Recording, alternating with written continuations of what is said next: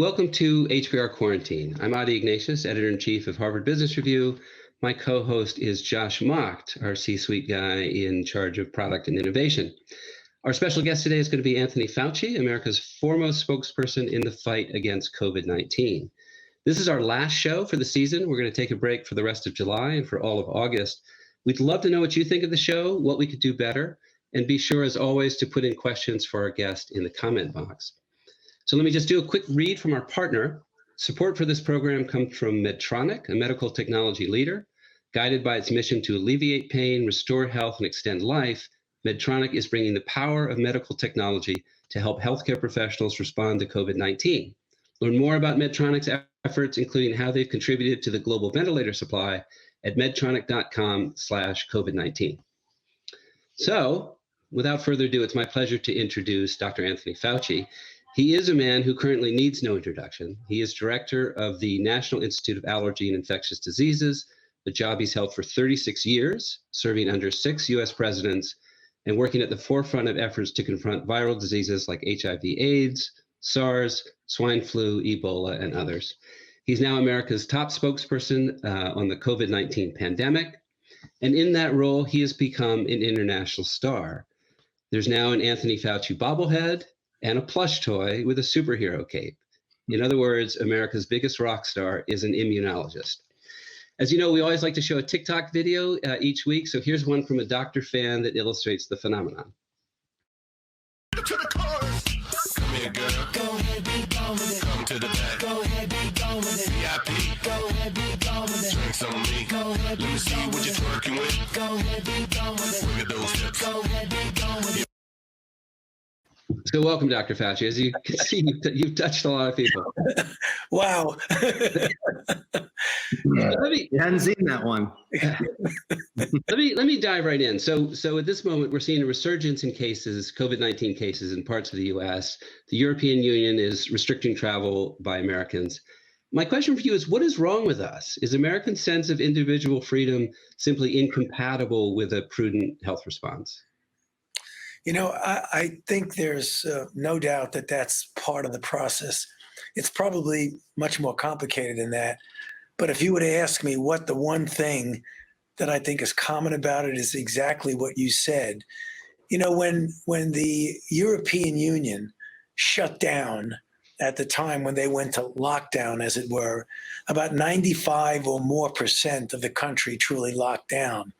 When we were in our lockdown, about 50% of the country was in lockdown.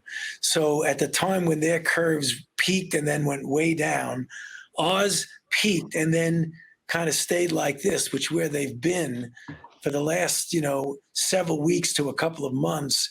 And now what we're seeing in an attempt to open, which in many respects we never really completely closed, we're starting to see what unfortunately is that rather robust spike back up. Yesterday, there was over 50,000 new cases, which is, something that's really going to be a persistent problem unless we attack it in a different way than we're attacking it right now. Well, that's the question, Dr. Fauci. You see these spikes. It is pretty scary and inconsistent all over the country. What should the government or could the government doing from a federal point of view, what could it be doing better? I mean, should we have a stronger federal response or national response? That's the ongoing debate and tension about the very special nature of how the founding fathers, developed our country. The federalism, the states' rights, giving the states the options to do things in a way that's peculiar and specific to their particular region of the country. In some respects works very well, but one can make an argument, and many people have, that we do need more central direction, central control. But boy, that's a very, very hotly disputed area. I can tell you that. I think you already know that. Mm-hmm. But sure. You can make, very compelling arguments on either side. But whatever it is, we're seeing such disparate responses among the different states, among the different regions, among the different cities, that it's very, very difficult to be able to put something in a unidimensional fashion. It just doesn't happen that way, probably to our detriment. There's also a split along political lines, and I'm sure you don't want to be drawn into a political battle. You survived 6 presidents, after all. But faith in experts like yourself does seem to break in part along political lines. And put it simply, Democrats seem to trust experts like you more than Republicans do. How do you interpret that, and how do you cope with that? Well, first of all, you have to cope with that because it's a reality of what's going on right now. One of the big difficulties is that when you have such the political divisiveness that we have right now, it's very, very difficult to get a clear, crisp message across when you have leaders who are very, very different in how they interpret what's going on and what the primary goal of where you want to go. It's really not a unified response. And you don't need me to tell you that. You just need to look at what's going on in the country. That makes it very difficult to do the kinds of things you need to do from a public health standpoint. When you talk, everyone is hanging on every word. And we're curious to the extent that are you making recommendations purely as a medical expert, meaning preaching maximum caution? Or are you thinking about the weight of your words and trying to balance the medical necessity with social needs? I always try to do a balance, but I'm very often being put in a position where I'm asked for my strict medical advice, interpretation of the patterns of the disease you're seeing, what it might mean if we go in one direction versus the other. And I always give my very honest opinion and advice if I'm asked for advice, but I certainly let the evidence and the facts and the data guide what I tell people. Now, I think that something that people don't understand is when you're dealing with a situation where the entire country is involved, that there are people who clearly come from a different perspective than I do. They have a very, very heavy focus on the economy or on things like jobs and things like that, which are important to me, as an individual citizen in the country. But I'm not asked to give an opinion that has economic impact or not, or that has jobs impact or not. I'm being asked to give my opinion vis-a-vis the pure health issues. Others will take an opinion from me or an opinion from one of the economists, Larry Kudlow, Steve Mnuchin, and others, and then weigh it and then make a decision. So even though I'm sensitive to the economic issues, that's not my job to do it. My job is to give just a pure public health evaluation. I mean, for example, what I was saying, that, you got to take your choice. If you want to open up the government and get back to more normality, I am aware, apropos of the question that you asked, of what economic impact a certain direction will take us. So it isn't as if I'm completely blind to that. I understand that. But what I try to do is to get people to understand that they're not extremes. It's almost as if there's the public health approach and then there's the devil may care approach. They're polar opposites, but they don't need to be. I keep saying that for those, including myself, who are interested in the economic impact, and the impact on jobs, on the impact on employment, on the impact on the economy in general, that you should make the public health measures be a vehicle to opening the country, not an obstacle to opening the country. And I think an example of that is that when certain states decided, even within the realm of the right recommendations, to open up, we saw the citizenry of some of the regions of the country immediately say, okay, we're no longer locked down, so let's storm the bars, go to the beaches, go to crowds, and then you see that peak that goes up. So, I mean, I think that's counterproductive because it's almost like, okay, you've relieved me of the public health constraints. Now I can do whatever I want. No, there has to be a balance. And even though I'm a public health person, I'm acutely aware you have to have the balance. You have to be sensitive and aware of the importance of public health constraining issues. On the other hand, you can't always say, if it doesn't work, let's lock the government down again. Mm-hmm. We can't be just locking it down, because then we'll have secondary consequences that are going to be really quite consequential. Right. So if you just joined us, this is HBR Quarantined. Our guest is Dr. Anthony Fauci. Quick plug, visit our Healthcare and Pandemic Insight Center on hbr.org, which is sponsored by Medtronic. So Dr. Fauci, this is a classic HBR type question. Do you have advice for viewers about telling your boss something that he or she doesn't want to hear? How do you approach a conversation like that? Well, I mean, it depends on the circumstances that you're in. I could give you a personal example. I made a decision the very first time I walked into the White House during the Reagan administration, and it was something that was part of my own way that I've been brought up by my family and by my education, which was, in very intellectual, Jesuitical, Catholic not elementary, but high school and college, about the importance of public service and the truth and the rigor of science and evidence. So with that as a background, I made a decision that when you go into a situation and you have to tell people things that they might not like to hear, you've got to be able to make the sacrifice that person might not ever ask you for advice again, or you might not ever ask back again. So the first time I went into the White House, which was the 1980s, the early 80s, I take the same attitude as I take right now. I'm going to tell the truth, and a lot of times that's going to be something a person doesn't want to hear. So you've got to be aware of the fact that that person might not ask you back. And what happens if you do that, what happens is that people know that you're not being partisan one way or the other. You're just telling the truth, that people gain respect for you when they do ask you back.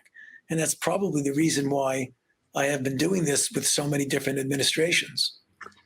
So I want to pivot to the vaccine for a second here. You've been on the record as cautiously optimistic.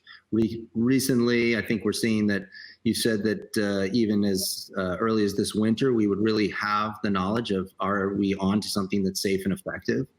A couple things. One is, what does effective mean for you? What is the bar here? And then the second thing is, because it goes hand in hand with eventually having so many people being willing to take this vaccine, what is the government going to do or preparing to do to ensure, with so much anti-vaccine sentiment out there and the headwind, it feels like a huge challenge. What's the government going to do and planning to do to ensure that it's widely distributed?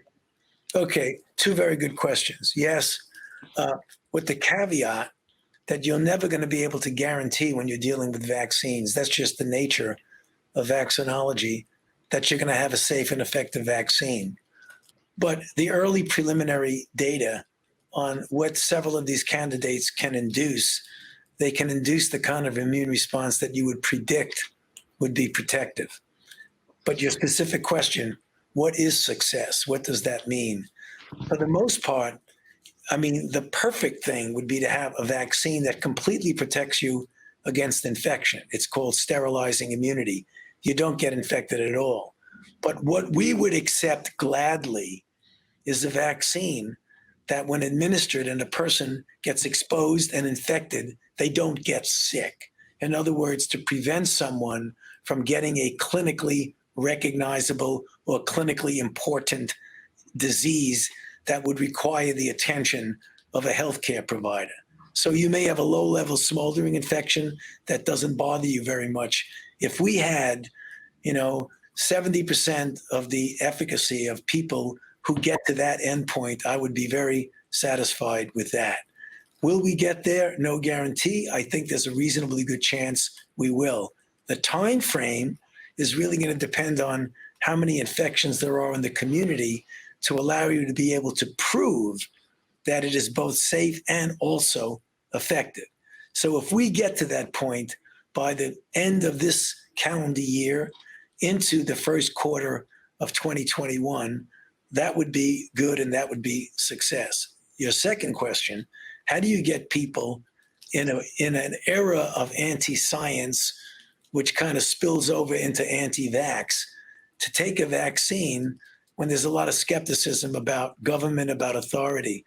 I think it's essential, I know it's essential, to do what we call community outreach and community engagement, to start now to get people to understand in a very transparent way why it will be important to get vaccinated when we have a vaccine that we know is safe and effective. We need to also put particular effort into the most vulnerable communities. And in many respects, the most vulnerable communities are those who have every reason in some respect to not necessarily trust authority. People have been disenfranchised, including minority populations, African Americans, Latinx, Native Americans, and others, because when you look at the statistics, those are the ones demographically that are at the greatest risk of serious complications of COVID-19. Well, so let's talk some more about risk. So there are people who took what seemed like huge risks going to the Tulsa rally for Trump, or taking part in street protests. Are we seeing, that cohort? Are we seeing those people get sick at a concerning rate, or are they somehow not? It's very difficult, given all the other things that are going on simultaneously with the protest demonstrations, with the political rallies, with the holiday of Memorial Day, 4 weeks or so ago, with the opening of certain states to so-called normalize back. All those things were confluent together. So it's very difficult to say that this particular demonstration or that particular rally or that particular holiday at a beach did it. But something happened to make the spike go way up like that. So I think you have to be suspicious of every single one of the elements that you just mentioned. And it is likely that there was a contribution to a greater or lesser degree of all of those, but we can't really pinpoint it because everything was conflated. Let me just do, as a quick follow-up, the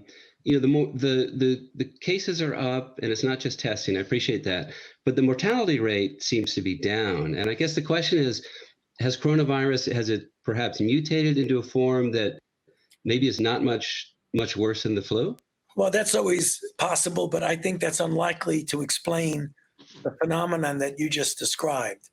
If you look at the demography age-wise of the people that are getting infected that are responsible for that spike that we see, they're about a decade and a half younger than the people who got infected and were responsible for the hospitalizations and deaths a few months ago when we saw New York and Boston and New Orleans and Chicago hit so hard. So I think the reason is that you're not now, but a few weeks from now you might. You're not seeing as many hospitalizations and certainly not a sharp spike in deaths. Younger people are getting infected, and probably we've learned the lesson of what it means to protect the vulnerable, particularly people in nursing homes, which really accounted for a disproportionately high number of the hospitalizations and deaths, certainly the deaths of people who, for any of a number of reasons, were in a nursing home. Right now, you're seeing younger people getting infected. But the one thing we need to realize that if you're young and you get infected, and even though you have no symptoms, you are part of the dynamic process of an outbreak. And although you may think you're living in a vacuum and your infection is going to have no impact on others, that's not true. Because you will likely inadvertently and even innocently infect someone else who will infect someone else who then will infect a vulnerable person, someone's grandmother or grandfather or uncle who's getting chemotherapy for a neoplastic disease. And that person will be the one that's in the hospital and dies. So we're a continuum. We're a part of a dynamic process.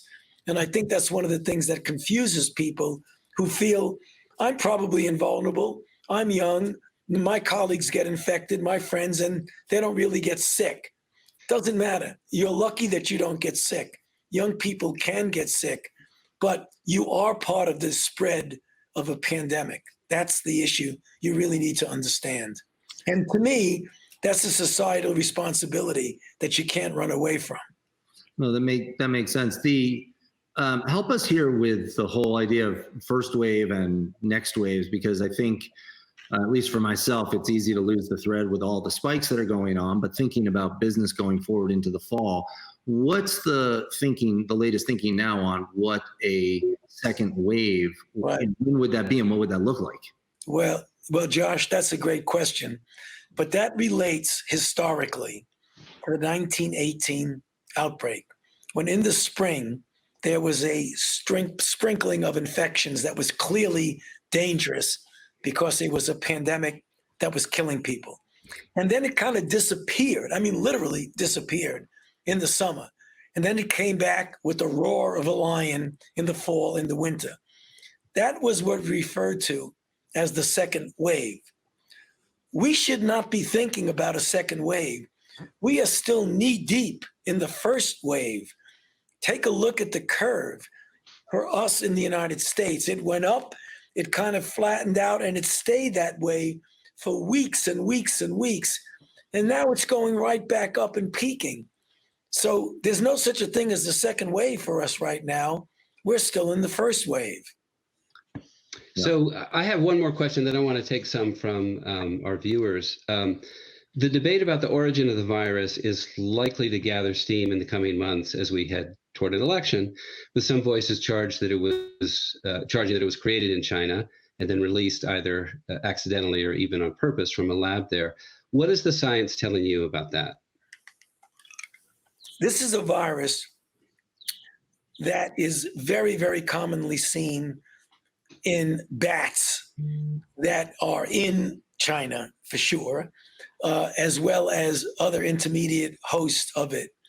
The way the phylogenetic tracing of this was that this was evolving in the environment for a very long period of time. And there's every reason to believe that it did what the original SARS did and what MERS, the Middle East Respiratory Syndrome, did, both of which are coronaviruses, that it jumped species, perhaps to an intermediate host. We don't know what that host is, and then started efficiently affecting humans. There's no evidence at all that anybody created this. It was naturally in the environment, in bats, in a very, very similar virus to what we're seeing right now. All right, I'm going to go to a question from a viewer. This is from Felipe from Bogota. The question is, would it be beneficial to allow non-vulnerable populations to slowly and carefully go back to their lives and to try to get immunity, or protecting the most vulnerable portion while we wait for a vaccine? Well, the first part of that question I liked was to get the non-vulnerable people, while you're protecting the vulnerable, to go back to some degree of normality, of opening up businesses and culture. That's a good thing. But the questioner used a very important word, to carefully and prudently go back, which is the whole fundamental basis of the guidelines for opening America again, where you have checkpoints so that in the region that you're at, you have to have a certain diminution of the infections. Then you get to phase one. If you stay controlled and come down, you go to phase two. That's exactly what we wanted to see. Unfortunately, that's not what happened. What happened is that it became an all or none phenomenon, is that some people interpreted opening up as just going out and devil may care. And I think that's one of the things that's contributing to the spike. But as far as herd immunity goes, you have to get 70+% of the population infected for herd immunity.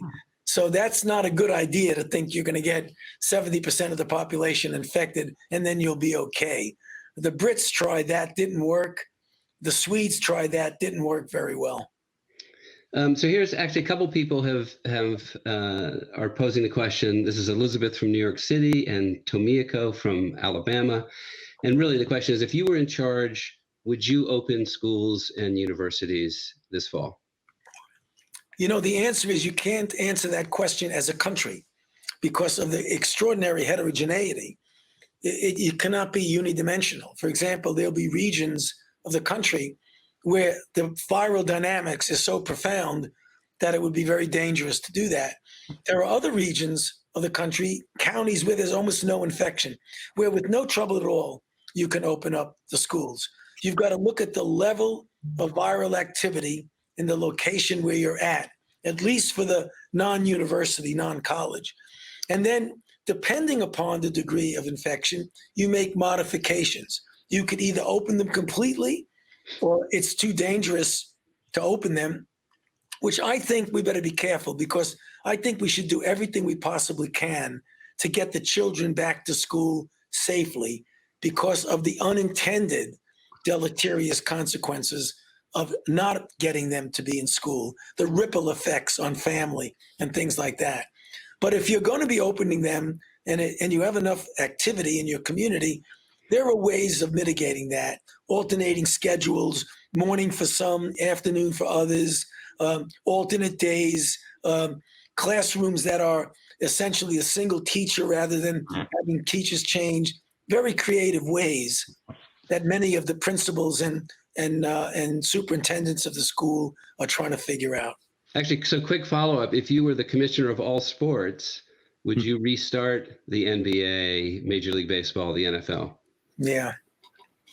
I can't give you a short answer to that, but I'll give you a precise one. I can give advice to what the dynamics of the outbreak are and what the public health reality is. I can't make recommendations of whether this sport or that sport should start or stop or whatever you do. The fundamental principles, if you're going to do that, there are two elements you got to be thinking of: the safety and the welfare of the players, because they're going to be very enthusiastic about their sports. That's their livelihood. That's their life. You got to make sure we don't put them in harm's way. And number two, what you do about spectators. Can you do it in an area where there's a lot of infection? How do you do that? Do you have only television? Do you have stadiums half full? There are multiple iterations of that. And as I mentioned at the hearing, the Senate hearing the other day, when Senator Rand Paul, maybe tongue in cheek, but maybe not, was telling me why I wanted to stop all sports. I don't want to stop all sports. I'm really a sports fan. But I think we need to do it with safety and with prudence. Remember, you have people's lives here. You don't want to just jeopardize them.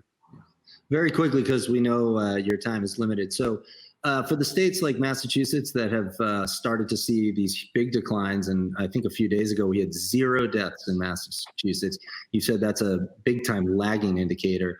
Looking forward in these areas, what's the most important leading indicator? What do you look at as the areas that, an indicator that says these areas are starting to tick up again?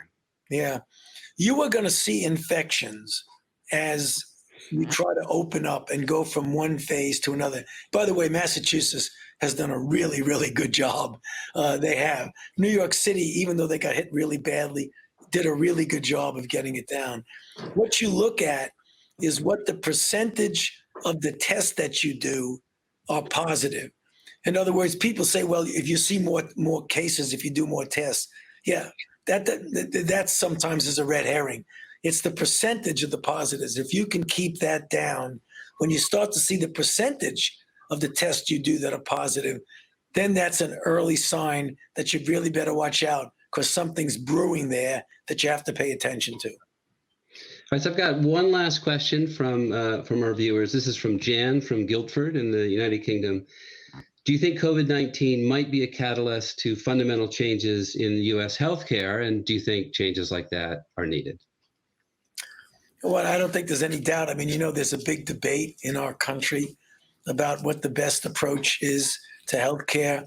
I think when you see this amount of illness and the disparity of availability of healthcare when you have an emergency situation like this, I think that's going to jolt us into realizing that we've got to do better with our healthcare delivery system. All right. Thank you so much, Dr. Fauci, for joining our show. And we'll let you go on to your next slew of interviews, I'm sure. Thank you. Yeah, thank you for taking the time. It's great to have you on. Thank you. My pleasure. Thank you for having me. Appreciate it. Cheers. And thank everyone for showing up for our show for the last however many weeks it's been. Adi and I have had an amazing time doing it. We're going to take a short break, as Adi said. We're looking forward to coming back in some form. We'd love to hear from you on LinkedIn or in any other ways. Talk to us. It's been called HBR Quarantine. We're even wondering, what should it be called going forward? What should and what themes are you most interested in? We've had amazing guests. We'd like to continue to do that going forward. Adi, thanks a lot. Yeah, it's been fun. We hope you've liked this cadence of once a week and sometimes twice a week. If you would prefer 0 times a week, we will take that into consideration as well. Okay, I don't know about that. At least it's been a chance for you and I to see each other. All right. Thanks, everyone. Thank you.